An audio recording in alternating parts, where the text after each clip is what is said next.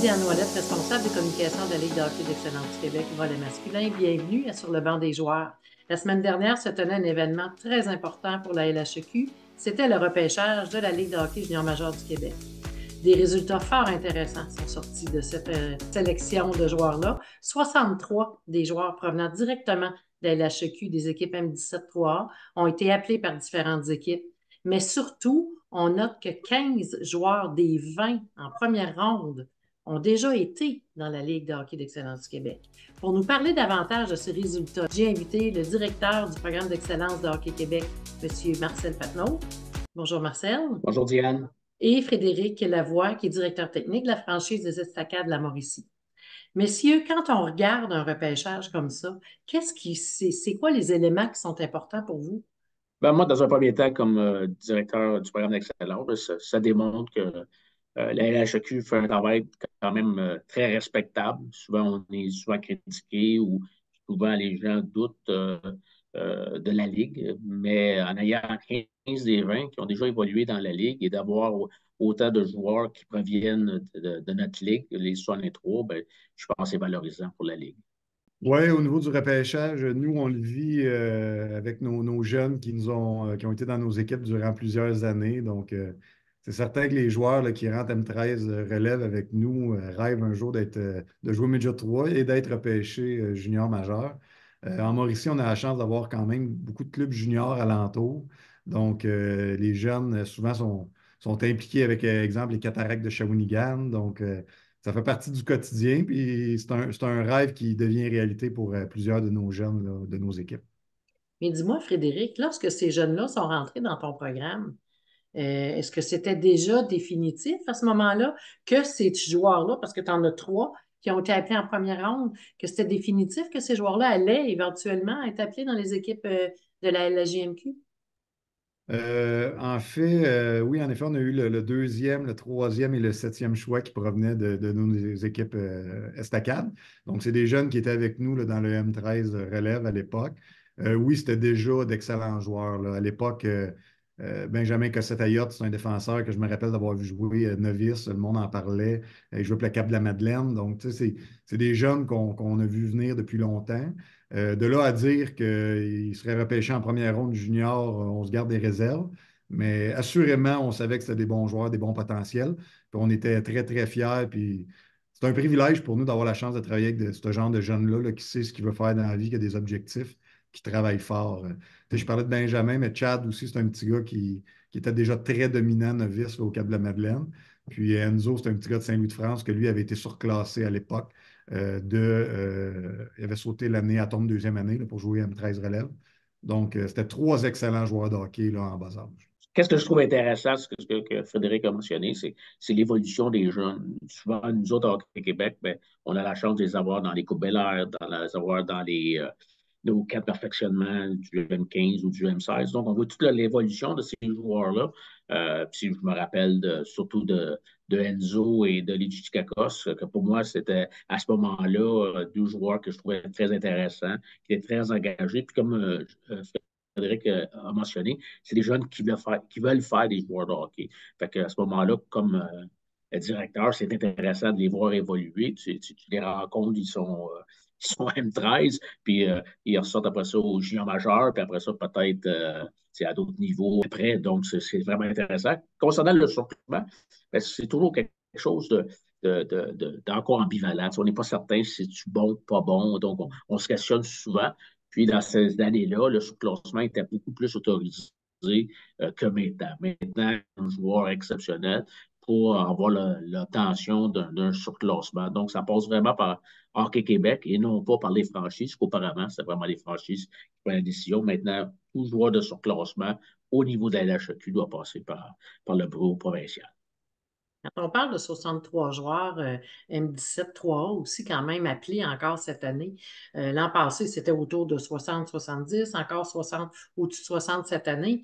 Qu'est-ce qu'on peut dire du programme? Autant toi, Marcel, quand tu le regardes dans l'ensemble, que toi, Frédéric, tu en as quand même eu plusieurs de ta franchise qui ont été appelés là aussi. C'est quoi le regard qu'on peut avoir sur le M17 3A? M17-3, c'est un très bon calibre, hein, comme on a mentionné pas dans d'autres entrevues. On a diminué à 20 équipes, donc c'est un calibre quand même élevé. On a des beaux endroits pour se faire valoir. Qu'est-ce que des fois, dans d'autres ligues ou dans d'autres sphères, ben, il n'y a pas des événements précis. Nous, on a deux challenges, on a les séries, on a la Coupe Chevrolet. Donc, les recruteurs aiment beaucoup aller voir.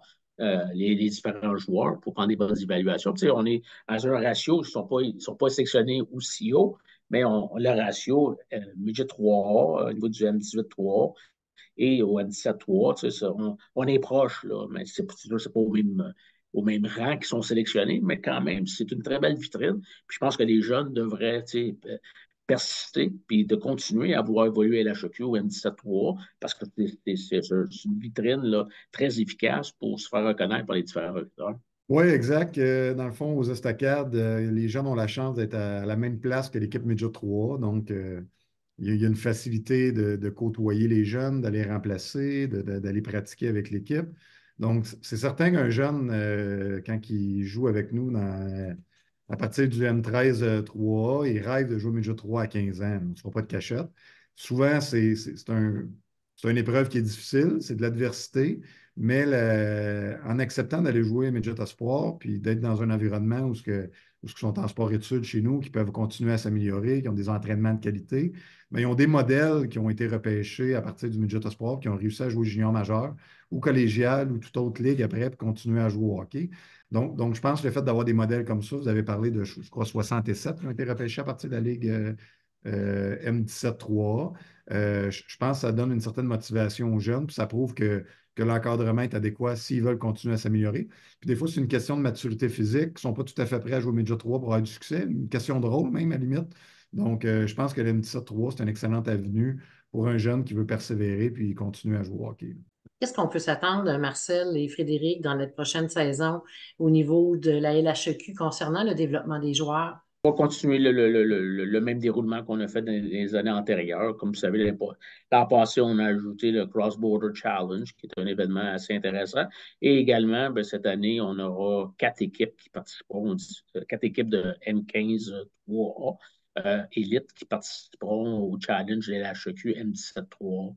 Donc, on revient à l'ancienne formule. Au lieu de participer au tournoi Midget 3A, où là, on prenait 40 joueurs, mais pour ces deux événements-là, il y aura 80 joueurs qui seront sélectionnés pour participer à cette activité-là. Encore une fois, un bel exposure, une belle vitrine pour se faire reconnaître par les recruteurs. Les recruteurs sont déjà là pour évaluer les M17-3. Donc, je pense que c'est de part à nous autres, surtout d'essayer d'innover, trouver des façons que nos joueurs soient, un, très bien vus, puis de deux, ça les aide à leur cheminement comme joueurs de hockey.